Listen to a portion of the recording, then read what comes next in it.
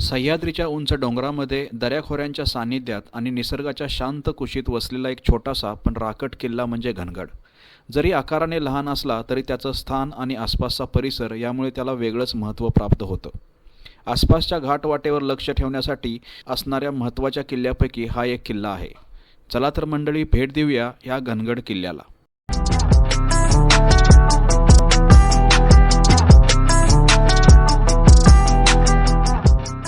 नमस्कार मंडळी, आता आपण आलोय घनगडचा किल्ला बघायला.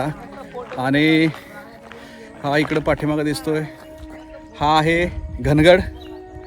आणि आम्ही सगळे घनगडला चाललोय. आणि घनगडच्या जवळच आपल्याला तैलबैला पण दिसतोय. इकडं पाठीमागं हा आहे तैलबैला. मराठा साम्राज्याच्या काळात हा किल्ला एक पहारेकरी किल्ला म्हणून ओळखला जात असे. असं मानलं जातं की छत्रपती शिवाजी महाराज त्यांच्या काळात या किल्ल्याचा उपयोग रणनीतीसाठी केला जात होता. या किल्ल्यावरून परिसरातील हालचालीवर लक्ष ठेवणं सोपं होतं. त्यामुळे व्यापारी मार्ग आणि घाट रस्ते सुरक्षित ठेवण्यासाठी याचा उपयोग केला जात असे.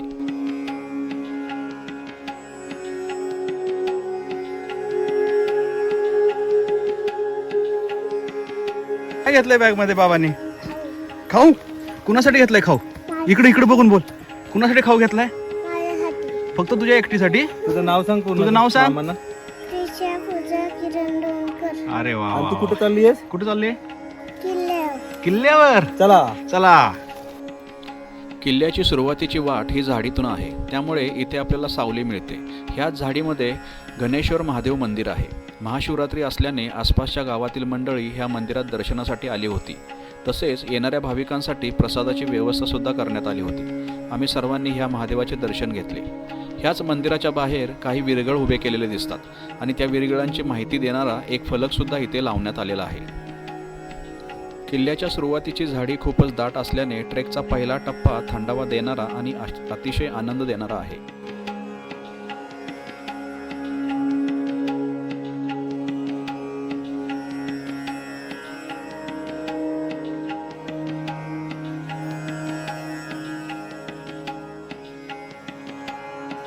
किल्ल्याच्या वाटेवर ते दोन छोटे अजून एक मंदिर लागतात. ते महादेवाचं मंदिर चढून वरती आल्यानंतर अजून दोन मंदिरं इकडच्या बाजूला आहेत.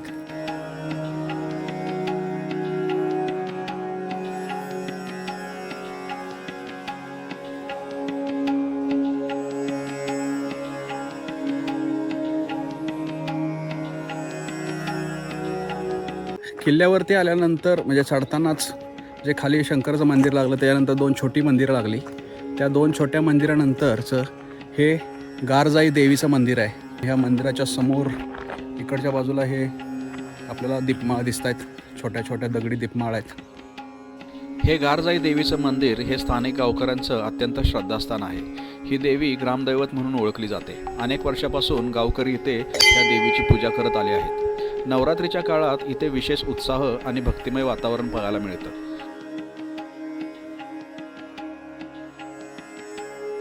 ह्या गारजाई मंदिराच्या नंतरच्या ह्या लागणाऱ्या पायऱ्या, इथून पुढं जरा खडी चढण चालू होते. हे पायऱ्या आहेत. गारजाई मंदिर ओलांडल्यानंतर आपल्याला सोबत करणारी दाट झाडी हळूहळू कमी होत जाते आणि अचानक परिसर सगळा मोकळा दिसायला लागतो. इथून पुढे सावली कमी होत असल्याने आपल्याला उन्हाचे चटके बसायला लागतात. या टप्प्यावर ट्रेक थोडा आपल्याला कठीण वाटायला लागतो, पण समोर दिसणारा डोंगर आणि किल्ल्याची झलक एक प्रवासाला वेगळीच प्रेरणा देतात. ही आहे मारखिंड आणि मेठ.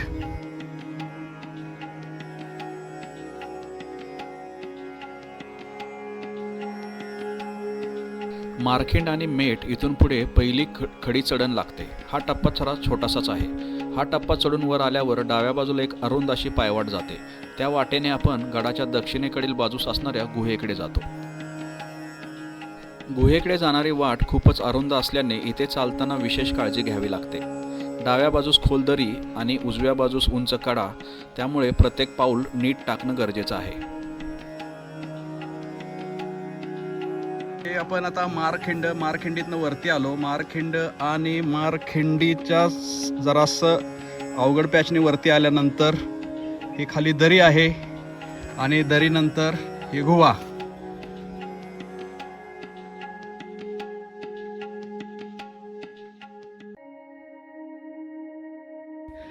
तर हे खालून किल्ल्याला येण्यासाठीचा हा एक मार्ग आहे आणि ह्या मार्गावरती लक्ष ठेवण्यासाठी असलेली ही एक छोटीशी गुहा आहे.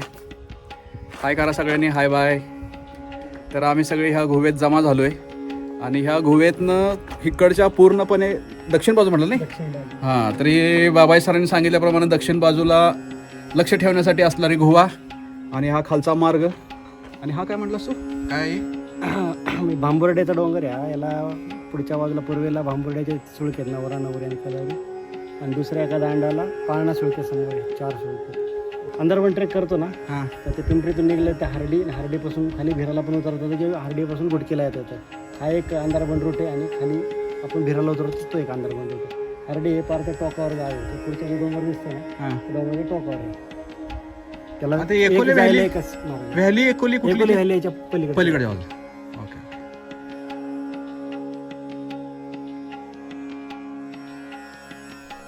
गुहा आणि आसपासचा परिसर बघून आम्ही पुन्हा किल्ल्याच्या मूळ वाटेवरती परत आलो. इथून पुढे थोडी चढण चढल्यावर आपल्याला किल्ल्याचा पहिला दरवाजा लागतो. आता आपण किल्ल्याच्या प्रमुख दरवाजा आहे, त्या प्रमुख दरवाजाच्या जवळ किल्ल्याच्या पोचलोय. आणि एकदम छोटासा दरवाजा आहे, ॲक्च्युली बांधीव आहे. दोन्ही बाजूला बांधकाम केलेले बुरुज आहेत आणि बुरुजाच्या मधनं त्याला वाट आहे. तर हा इथं पाठीमागे दिसतोय तो छोटासा घनगड किल्ल्याचा दरवाजा. हा तटबंदीला लागून असलेला दरवाजा आणि हा एकमेव दरवाजा आहे आत्ता वरती चढायला. ह्या दरवाजामध्येच आपल्याला कातळात कोरलेल्या पायऱ्या इथून चालू होतात. तर हे बघतोय आपण, ह्या पायऱ्या आहेत आणि हा पाठीमागं दरवाजा. ह्याच दरवाजासमोरून आपल्याला बालेकिल्ल्यावर जाणारी शिडी दिसते.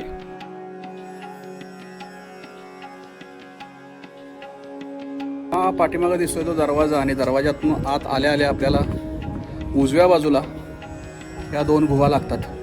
तर ह्या दरवाजावरती लक्ष ठेवणाऱ्या सैनिकांसाठी राहण्याच्या ह्या देवड्या आहेत.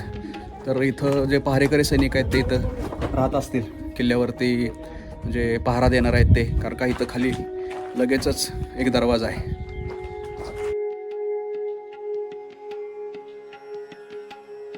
दरवाजातून वर आल्यावर डावीकडील वाट ही शिडीकडे जाते, तर उजवीकडील वाट ही किल्ल्याच्या निखळलेल्या भल्या मोठ्या कड्याकडे जाते.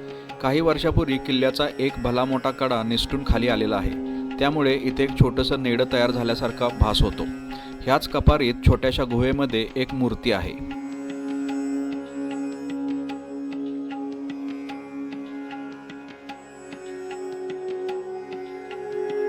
हा तुटलेला कडा बघून आम्ही शिडीकडे परत आलो. किल्ल्यावर जाणाऱ्या पायऱ्या तुटल्यामुळे ह्या टप्प्यात एक शिडी बसवलेली आहे. ही शिडी एकदम खडी आहे आणि शिडीनंतरचा डाव्या बाजूचा जाणारा टप्पा थोडा धोकादायक असल्याने इथे आपल्याला खूपच काळजी घ्यावी लागते. सुरक्षेसाठी इथे रोपसुद्धा बांधलेला दिसतो.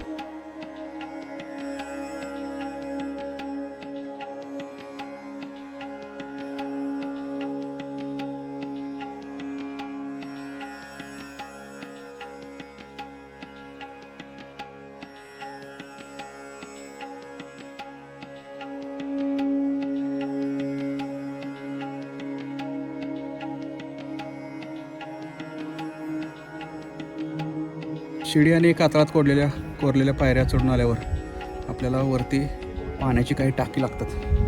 त्यापैकी हे पाठीमागं दिसतं हे एक टाका आहे आणि इथं पाठीमागं अजून 2 टाकी आहेत मोठी.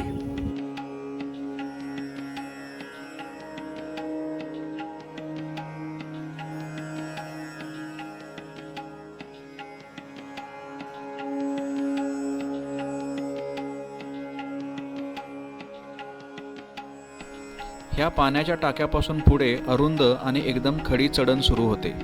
वाट निसरडी असल्याने आपल्याला खूपच काळजी घ्यावी लागते.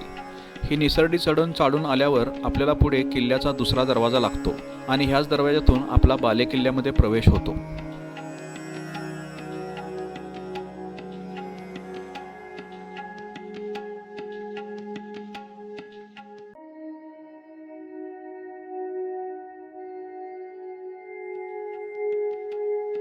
आता मेन दरवाजानंतर जो महादरवाजा म्हणू शकतो किंवा किल्ल्याचा मुख्य दरवाजा, त्याच्यानंतर वरती आल्यानंतर बालेकिल्ल्याला चढण्यासाठी रस्ता आहे.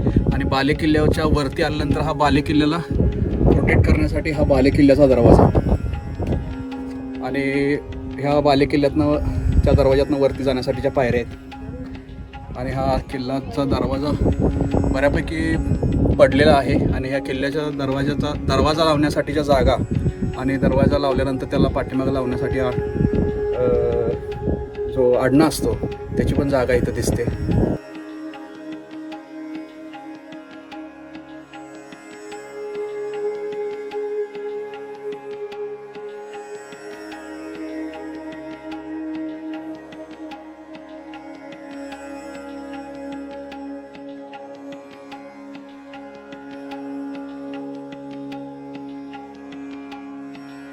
किल्ल्यावरती खूप सारी पाण्याची टाकी आहेत. त्यापैकी दरवाजातनं बालेकिल्ल्याच्या आत आल्यानंतर लगेचच डाव्या बाजूला लागणारं एक पाण्याचं टाकं, याला भुयारी टाकं म्हणतात. तर हे आहे भुयारी टाकं. त्याला असं खाली पायऱ्या उतरण्यासाठी आहेत. खूपच खोल दिसतंय.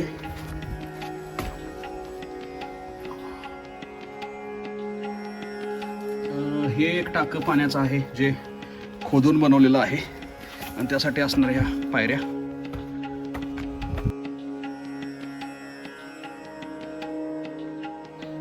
इथे किल्ल्याच्या बुरुजामध्ये आपल्याला काही शौचकूप बांधलेले दिसतात.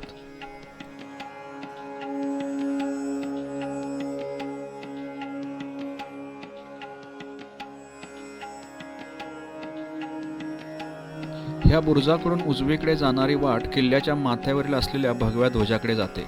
ह्याच वाटेवर आपल्याला किल्ल्यावरील काही वाड्यांचे अवशेष दिसतात. छत्रपती शिवाजी महाराज की जय. धर्मवीर छत्रपती संभाजी महाराज की जय. आता आपण किल्ल्यावरती पोचलोय आणि पाठीमागं जे दिसतंय ते तैलवेलाची भिंत आहे. आणि ह्या बाजूला इकडं हा सुधागड आहे. आणि किल्ल्यावरची झेंड्याची जागा बाले किल्ल्यावरची ती ही आहे. त्याच्या पाठीमागं अजून एक मोठा डोंगर दिसतोय.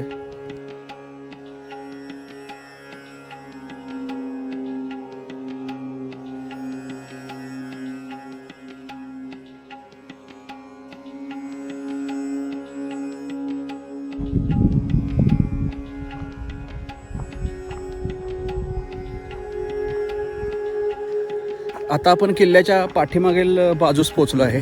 पाठीमागील बाजूस पोचल्यानंतर मगाशी सांगितल्याप्रमाणे इथून कुठले कुठले किल्ले दिसतात त्याचा इथं बोर्ड पण लागलेला आहे. तर तो पाठीमागं दिसतोय तो तैलबैलाची भिंत, जे आपल्याला सगळ्यांचं लक्ष वेधून घेते ती तैलबैलाची भिंत. त्या तैलबैलाच्या भिंतीच्या बरोबर पाठीमागच्या बाजूला सुधागड आहे. आणि हे जे काही सगळे किल्ले आहेत ते किल्ल्यांची माहिती देणारा आणि ह्या घाटवाटांची माहिती देणारा इथे एक छोटासा फलक लावला आहे. तर ह्या किल्ल्याच्या ह्या भागावरून सुधागड, सरसगड, सुरगड, तैलबैला आणि अवचितगड असे किल्ले इथून दिसतात. तशाच काही खूप साऱ्या घाटवाटा आहेत. त्या घाटवाटांची नावं पण लिहिली आहेत. तर ह्या खाली जो घाट आहे ह्या घाटातनं वरती येण्यासाठी डोंगराच्या धारेवरून बऱ्याचशा अशा घाटवाटा आहेत. त्या सगळ्या इथं वरती येतात.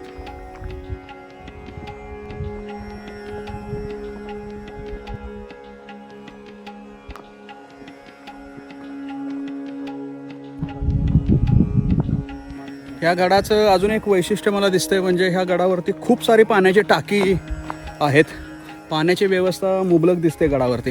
हे अजून एक खूप मोठं, बऱ्यापैकी मोठं असलेलं एक पाण्याचं टाका आहे. त्या टाक्याचं नाव काय लिहिलं आहे का बघूया आपण. खोदेव पाण्याचे टाके असा काय उल्लेख नाही आहे, पण पाण्याची टाकी. ह्या टाक्याच्या लगेच बाजूला अजून एक इकडं दुसरं पाण्याचं टाकं.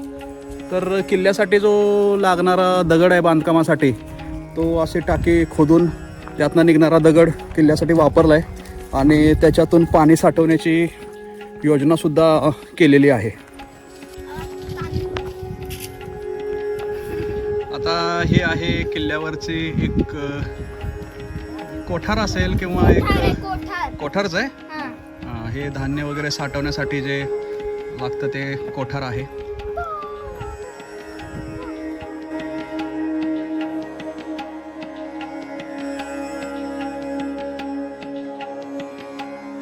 किल्ल्यावरची खडी चढाई जशी अवघड आहे त्यापेक्षा उतरण अजूनच कठीण आहे.